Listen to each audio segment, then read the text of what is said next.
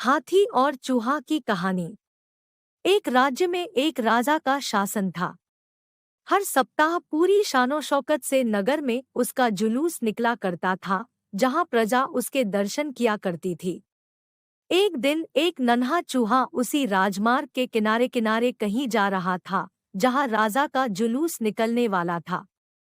वह चूहा था तो छोटा सा, मगर उसका घमंड बहुत बड़ा था और वह खुद को सर्वश्रेष्ठ और महान समझता था। कुछ देर बाद राजमार्ग से राजा का भव्य जुलूस निकला, जिसे देखने लोगों की भीड़ लगने लगी। राजा अपने पूरे दलबल के साथ था।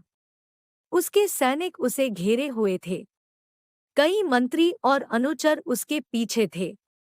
वह एक विशाल शाही हाथी पर सवार था।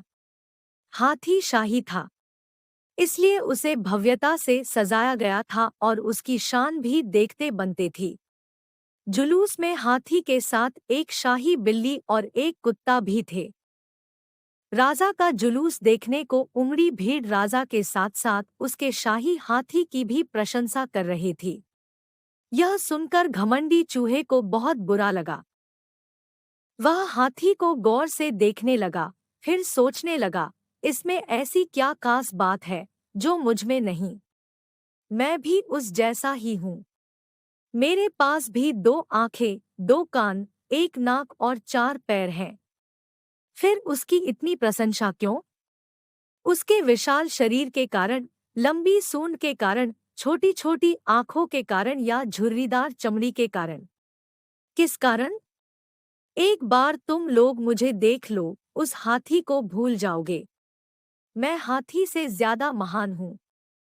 चूहा ये सब सोच ही रहा था कि शाही बिल्ली की नजर उस पर पड़ गई और उसकी लार टपक गई। जुलूस छोड़ वह उसकी ओर लपकी। फिर क्या था? चूहा अपनी सारी महानता भूलकर दुम दबाकर भागा। भागते भागते वह हाथी के सामने आ गया।